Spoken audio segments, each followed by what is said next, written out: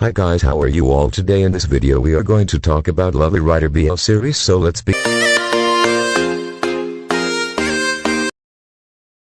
I'd like to follow this 51 people found this review helpful. Other reviews by this user: 2 overall, 10 story, 10 acting / cast, 10 music, 10 rewatch value, 10. This review may contain spoilers. One of the best type BL this year. This was a journey, an experience that will forever stay with me. I absolutely loved this series. The cinematography, directing, production level, acting, story, marvelous, beautiful and stunning. Story. This series is a fiction, subtly yet unsubtly, calling out all the problems and flaws in the BL industry, from toxic tropes, stereotypes, over-controlling scriptwriters to the cruel treatments of their casts, amongst other things. The story is about Jean, a professional BL writer, desperate to break out of the BL genre and try writing something else, but his publisher refuses and instead practically coerces him into writing another BL following his last successful one that was being produced into a series called Bad Engineer. The series. Sitting through the audition for Bad Engineer is where he meets Mpsig, who's apparently a sheep in wolf's clothing. Mpsig is auditioning for the series and manages to snag the main lead role. It seemed to be Jean's and Mpsig's first meeting, but it's not, because they met when they were children around 14 years ago. They've got history, but it looked like Mpsig's the only one who remembers. I have watched a lot of type BLs to last me a lifetime. Not really, it's never enough, so I know if the series was going to disappoint me halfway into it. Lovely Writer did not disappoint. At all. What got me into the series was nothing but the plot. If you've got a good and interesting plot, trust it to grasp your attention.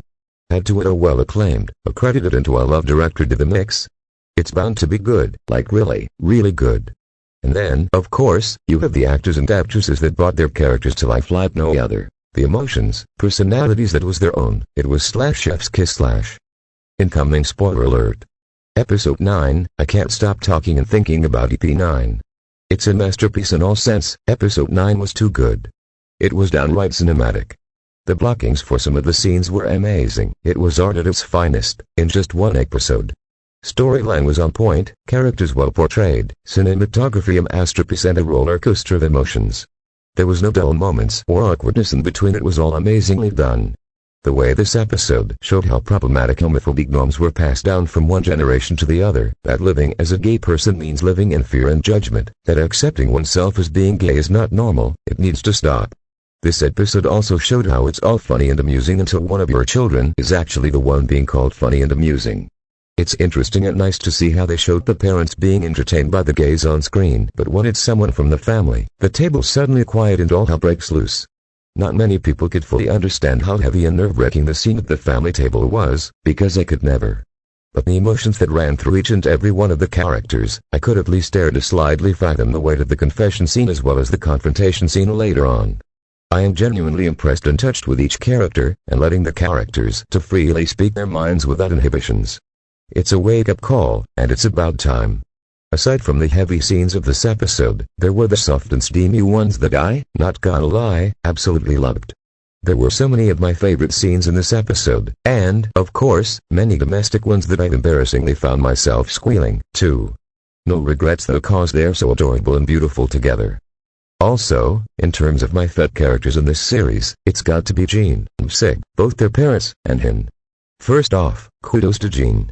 Absolutely loved his character development. He seemed so unsure of himself at the beginning of the series, but after knowing who he was, he chose to accept himself and face it head-on. I'm amazed at how brave of a man he was. He was the epitome of confidence, being honest to himself and choosing not to be a coward, even from his own family. He knew what could happen if he admitted his relationship with Mpsig, but he still did it anyway because he knew it was the right thing to do, and he wanted to be honest with both himself and his parents. Really, Jean deserved the world, but the world didn't deserve him. And Mpsig, raising standards every step of the way. He's the consent king and nobody can tell me otherwise. Always making sure he's not forcing Jean to do anything he didn't want to do and telling him he's willing to wait for him if he's not ready. Where do I get myself and Mpsig, huh? Jean's and Mpsig's parents, who would have known they would be the most supporting people in those two men's lives? Especially Jean's father.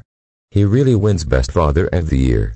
I love this series for not only showing the main lead story, but also the supporting characters so we could understand each one of them, at least a little bit. Jean's mothers are besties for life, their fathers are best bros, their brothers are BFFs, what more is there to ask for? And then we got Hin. The character we thought was going to betray Jean but pulled a 180 on us and called us stupid by actually sacrificing his passion and love for writing to protect his friend. You can't find a more genuine and honest friend than him. We all wished we had a hit in our lives. Starting from the first episode, each and every scene were played and directed so well. I wondered, why is this so good already?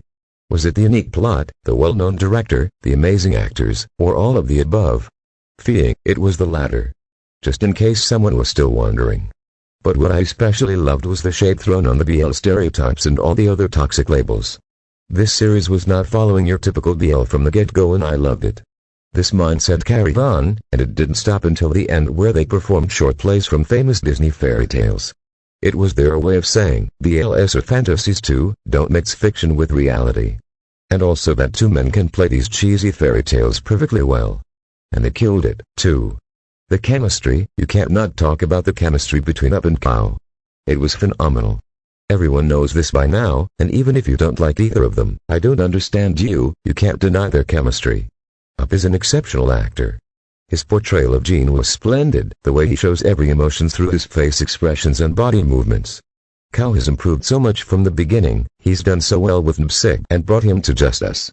The way he looked at Jean with love, respect and fondness is out of this world. The way he showed his frustration, anger and jealousy was so strong, I feel it too. His feelings for Jean was unrivaled. A serious round of applause for the both of them. There's no Jean without Up, and there's no Npsig without Kao. And of course, another round of applause for the rest of the cast and crew. The beauty of this series is that no matter what is talked about, no matter the difference in pacing, mood, purpose, it still fit perfectly in their world called Lovely Writer. And as many people have said, this series has raised bars and standards for any BL drama. They've all made something so top tier in this industry, they deserve all the love and admiration. I love how Lovely Writer depicts the good side of LGBT relationships, but also that cruelty of society that's against it. LW does not only show the joys of being in love, but also the struggles. This series is a fucking masterpiece, exquisite in every component. I can't praise this series enough. I don't think I can enjoy a BL series with a weak plot anymore. Back then, I'd watch anything as long as it's BL, but now, so far, for me, it's one of the best BL this year. There are a few people out there who dropped this series after watching the first or second ep. Trust me, I thought about dropping it too, but I pushed through. Elaine, look where we're at now. Watch the series, guys, give it a chance. I hope you enjoyed this video. Please share this video to every BL fan, like, share and subscribe.